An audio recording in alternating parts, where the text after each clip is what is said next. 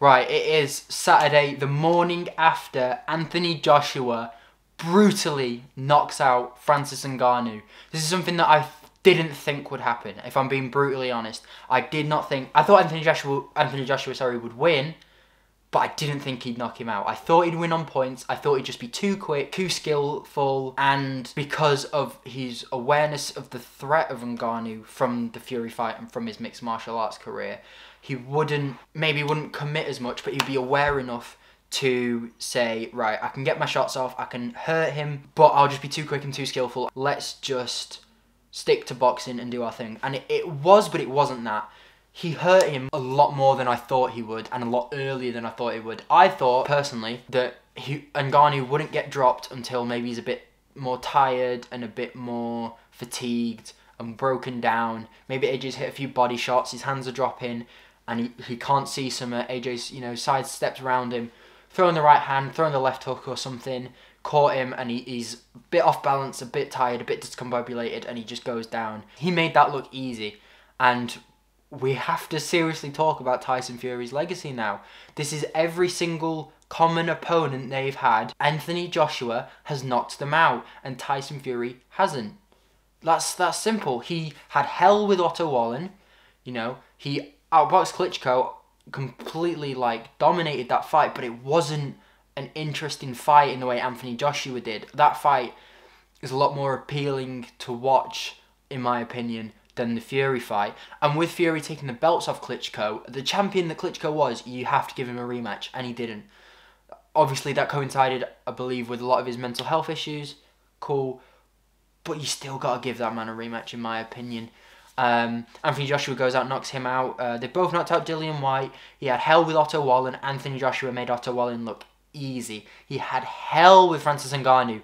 Anthony Joshua made Francis Ngannou look easy. As much as Tyson Fury and Tyson Fury fans want to make it seem like Anthony Joshua is a bodybuilder who hits hard, who's a decent boxer, and Tyson Fury's up here and the best boxer the world's ever seen, it's not that case at all. They are very even. Maybe not in terms of boxing ability, in terms of resumes. Tyson Fury, for me, has always been the better, cleaner boxer. But their resumes and what they've achieved is very similar.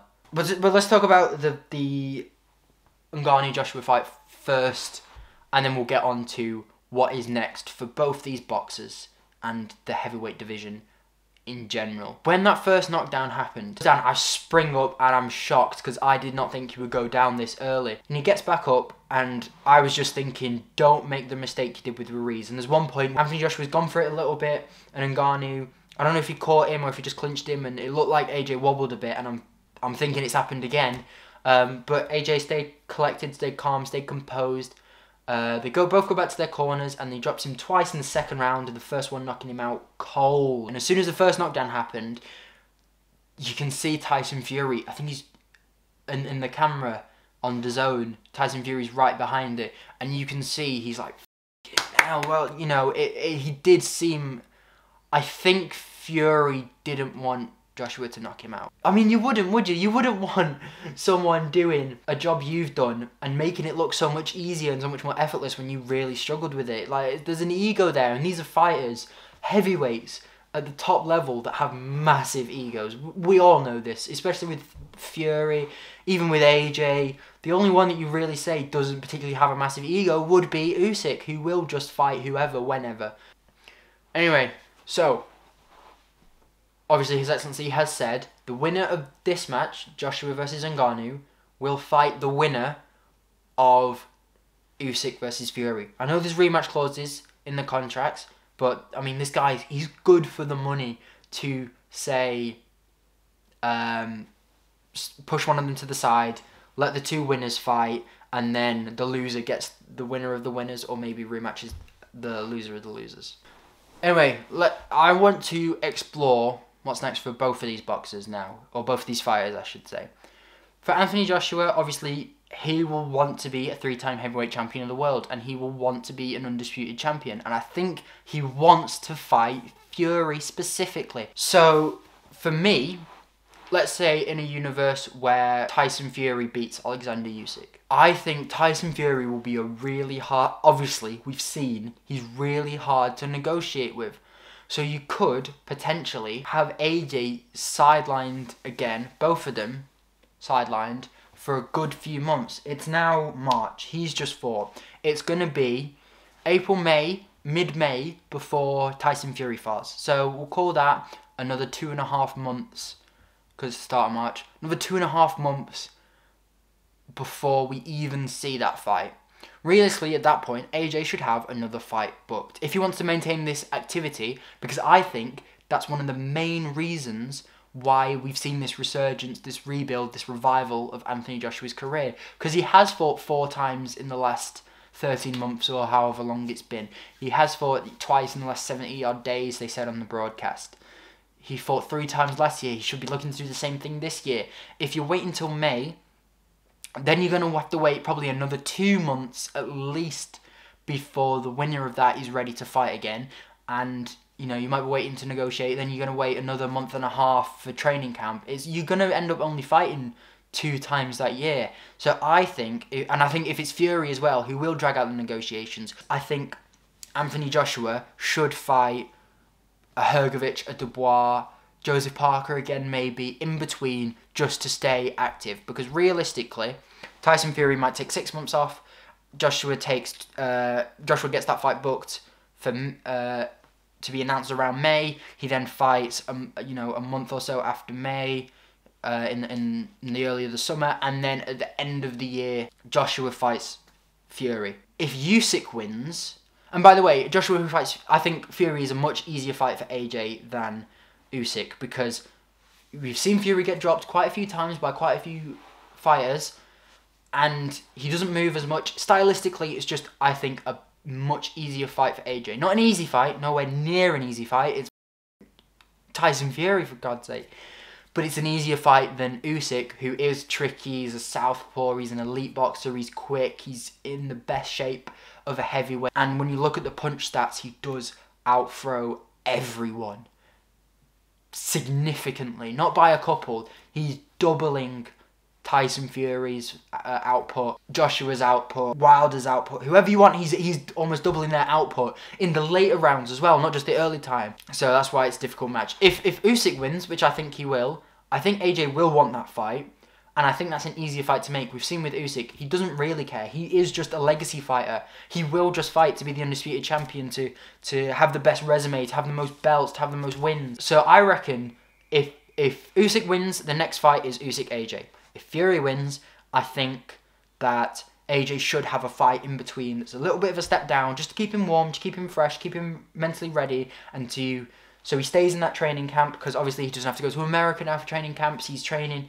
with Ben in the UK.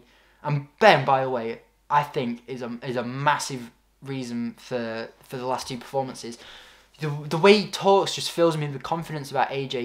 He's not talking delusionally or where it's like, we're going to transform Anthony Joshua into an Usyk. No, he's just, you're a power puncher, you hit hard, you're now a much better boxer, you've got much better footwork, much better defense. Do what made you great, and the rest of it, we can work around it. We can fit into that to make you the best boxer. And I think AJ's got a pretty decent chance against Usyk. I'd still, if I was betting, I'd put money on Usyk, because we've seen it twice. We've seen the same fight twice, pretty much. I wouldn't be shocked if AJ pulls it off. AJ versus Fury, I'm backing AJ at this point.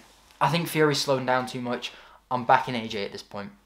If they'd have fought when the 3rd Wilder fight happened, I'd be saying Fury. If they'd have fought, after Pulev, I'd be saying Fury. But now I think Fury's significantly past his peak, to the point where top guys can hurt him and beat him.